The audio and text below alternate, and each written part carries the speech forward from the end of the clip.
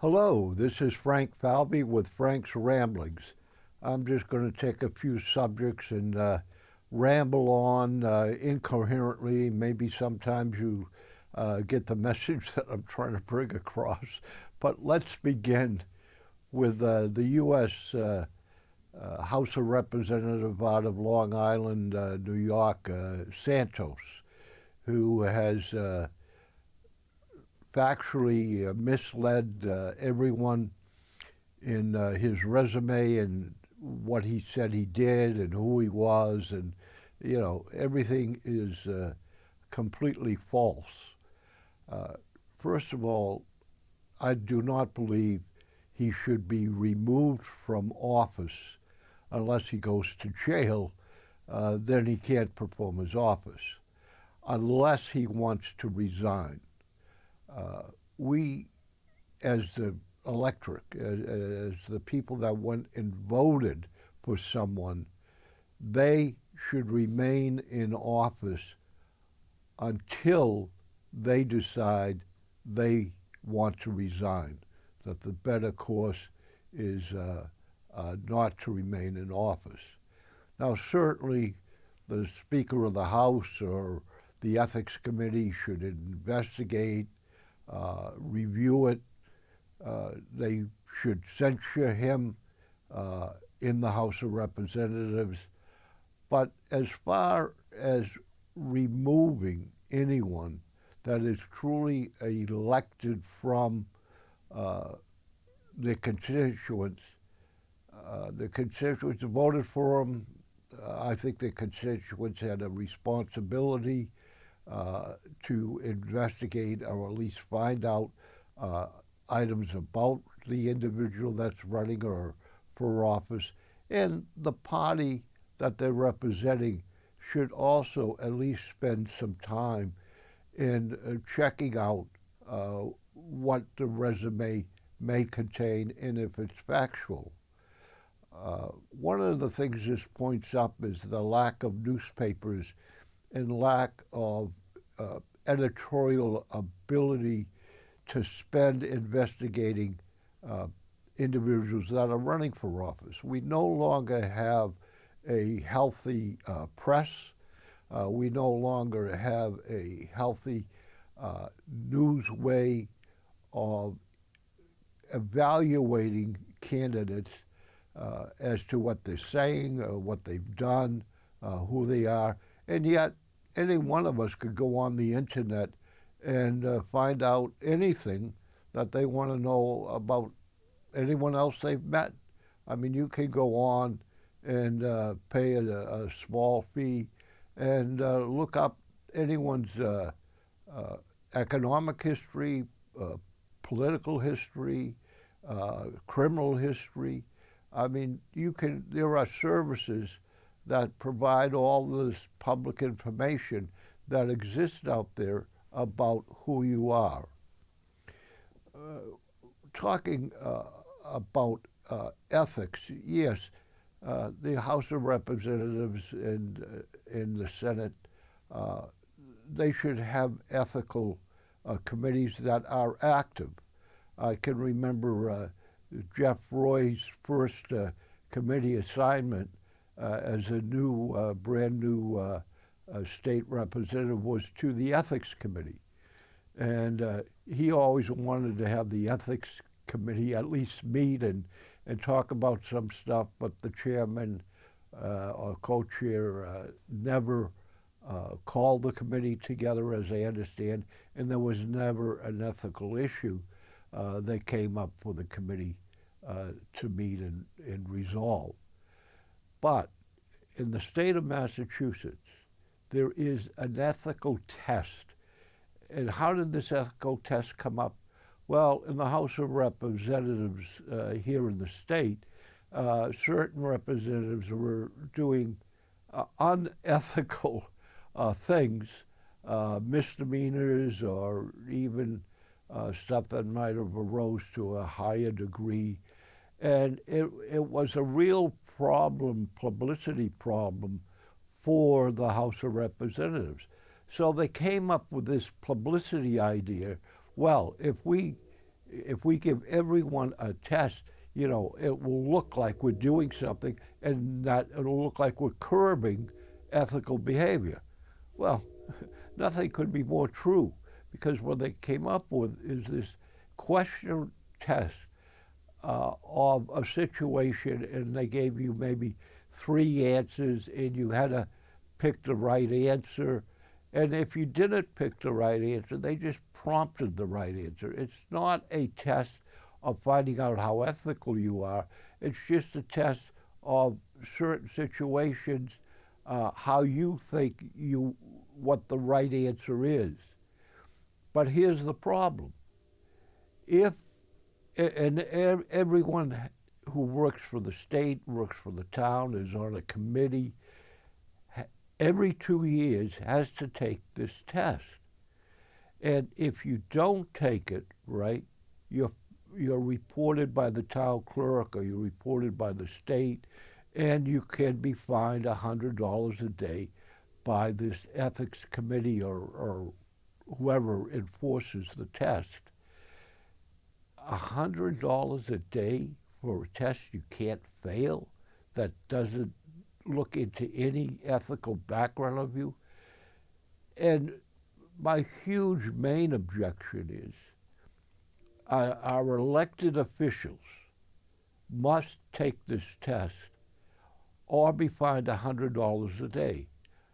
There should never, ever be any requirement for elected officials to do something or be fined or not be able to participate as a representative or a senator or a governor or whatever office they've been elected to. There should never ever be a requirement that carries a penalty with it that economically affects what they're doing. Once you're elected to the office, again, unless you've committed a felony, and you've gone to jail, you can't do your job. There should be no criteria to remove that person from office without bringing simply embarrassing pressure that the person voluntarily resigns from that office. The U.S. House of Representatives just passed new rules that they will operate by.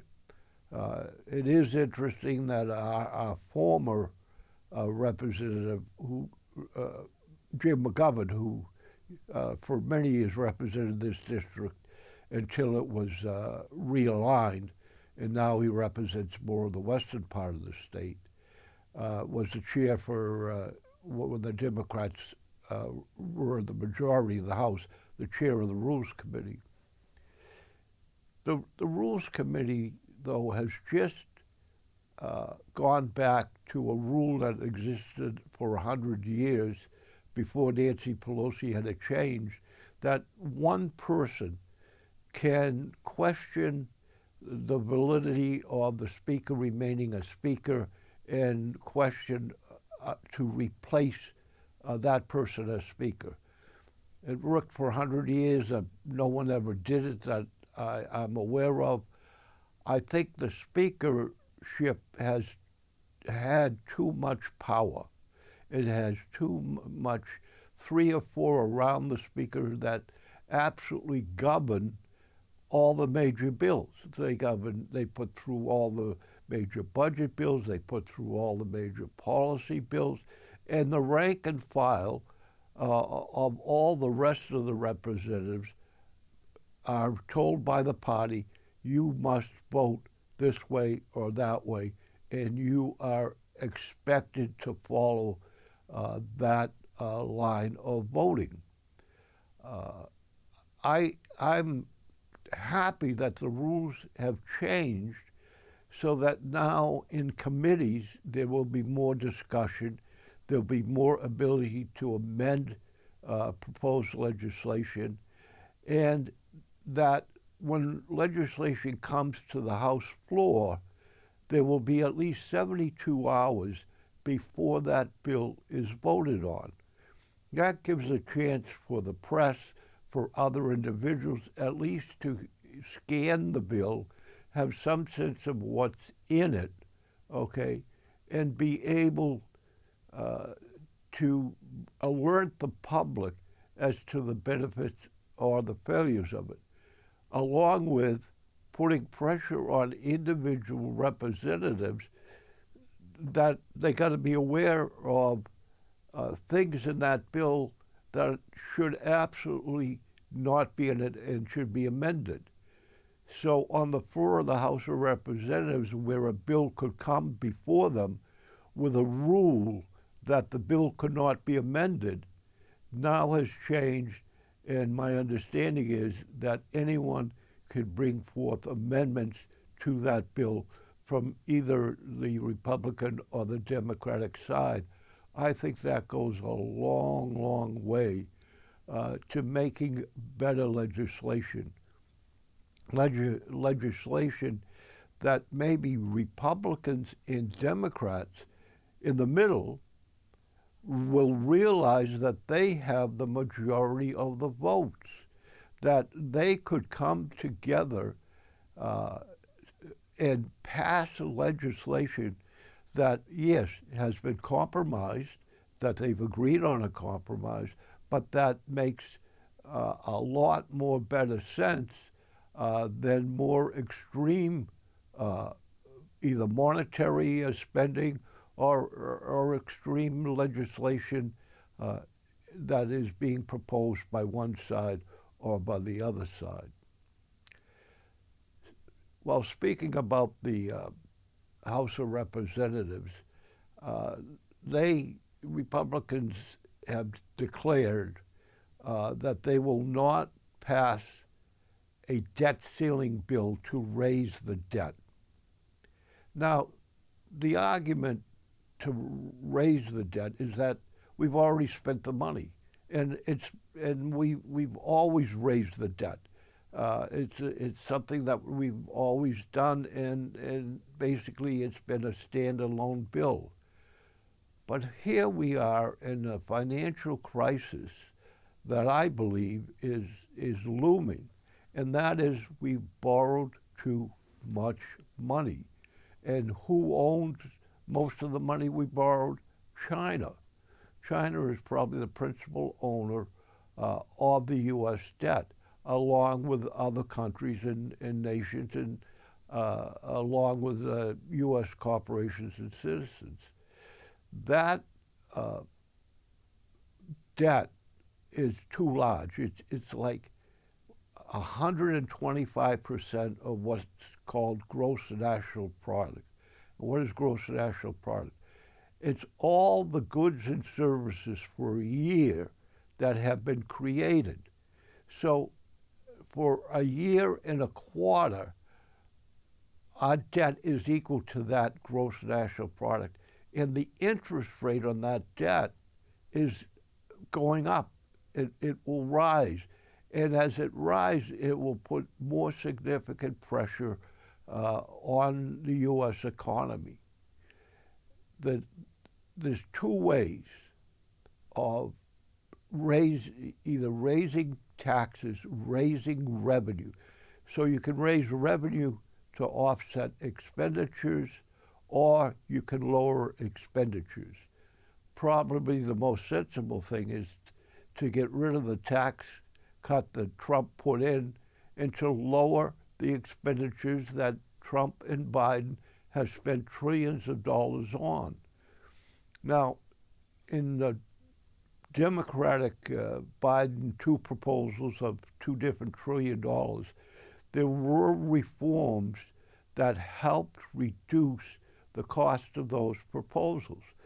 But that was just a gimmick. It was a gimmick to put those two pieces of legislation acceptable and pass, but it did nothing to lower the ongoing debt. It did nothing to lower the budget that they already passed and yet don't have enough money coming in to pay for it. So we are at, in my opinion, a critical vote that we want not to raise the debt limit without some sort of compromise in either raising revenue or reducing expenses. Uh, and the president and the administration, when they say they will not even compromise, they will not even talk about it, is making a continuing mistake in how they run the government. The Biden administration and the people that are making policy decisions continually seem to make foolish mistakes that thoughtful people would have never made. So this administration immediately needs to enter into negotiations with the Senate and the House of Representatives. It needs to come up with a better plan than simply saying we're going to raise the debt ceiling. I've go back a lot of time, and I am not particularly electronically savvy. I'm a cash person. I don't have a cell phone. I don't use my computer very much, except for my to put music in iTunes and to check the daily email from the Franklin Observer, I believe it is.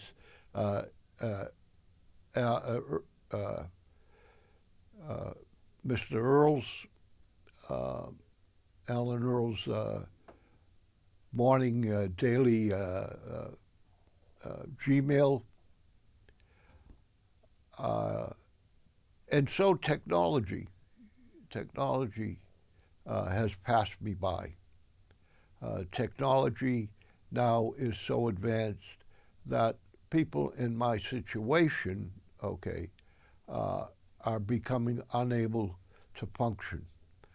I learned the other day that there is an app on cell phones that you can use, that you can, from your cell phone, can take and transfer money into someone else's bank account, or I even imagine credit card account, that from your account you can transfer money into someone else's account.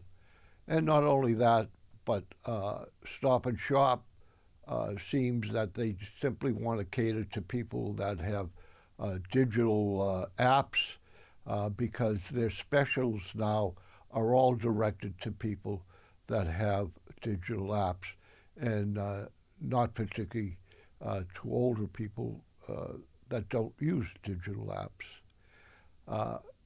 If you park in a parking garage, and I can remember the first time that this happened to me, I'm down in Providence, Rhode Island. It's around 11 o'clock at night. I'm parked in a garage. I'm about to come out, and the signs, and I always pay cash. I just, parking fees, I just paid cash. There was a big sign that said, credit card only. That really sent the chills through me, because I wasn't sure I had a credit card with me. Fortunately enough, I did have one and was able to get out of the garage. It is interesting that hospitals, different services are refusing to take cash. I think they're saying they don't want to get COVID. It's a crazy world out there. The U.S. Bills say it is good for all public and private debt, and yet I can't pay for something with cash. Now in Massachusetts, I gather it was in 1978, they passed a law that retail stores had to take cash and credit cards on the same level, on the same basis. So I gather retail stores cannot refuse to take cash. But all other services are going cashless. And to a large degree, they're even encouraging payment not by credit card, but payment over your phone. The the This is, first of all, kind of going back to the app. You're losing control of how you're spending by just simply transferring money over an app. I think when you get the bills that come in, you're going to find that you spent more than you really wanted to, because this service is so easy that it's going to affect your plan on staying within the limits of what you're making. And the use of cash, to be denied the use of paying bills with cash, to me, is again hurting the poor. I mean the extreme poor. The people that are out on the street, not people simply, making less than $30,000 or $40,000, but the people that are making maybe 5 or 10,000 a year. And technology now has got to the point that apparently, if you call Verizon, if you can ever get them, if you stay on the phone for a couple of hours, they want to, before they deal with the problem that you have, send you an email with a certain code number in it, and then you have to tell the person on the phone what that code number is. We're making it so difficult for the older generation that people in their 70s, 80s, and 90s can't deal with that type of item. We're making the economic ability to do transactions for that age group impossible. So what is taking place is, those in the 20s, 30s, or 40s, they can do all sorts of electronic stuff and spend the day texting and, sit at a dinner where maybe you've invited someone to dinner and spend all their time texting while also having dinner with you. So it is reaching a point. I don't even want to go back to hospitals. The papers that they want you to sign your life away and give them, sign things that they can do everything that they want without any responsibility. There's a law apparently that they can't take pictures without your consent of wounds on your body. But now, when you go to a hospital, you have to sign a paper agreeing that they can take pictures, and all sorts of other papers that you're just signing and not reading. When you go in and they say, sign this computer or this place sign here, like you were signing for a credit card, what you're signing is unbelievably not in your best interest.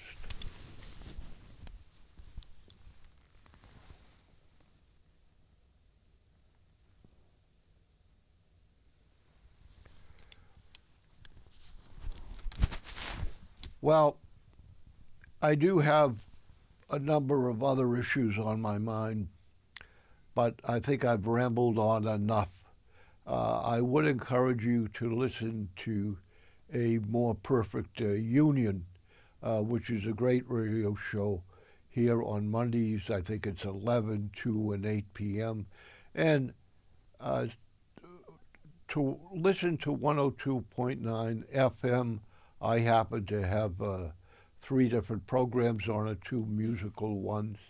And this program here not only is televised, but will be on 102.9 FM. So, wishing you the best of health and the best day possible. I thank you for watching and listening. This is Frank Falvey. This program was made possible by your Franklin friends and neighbors, good folks just like you.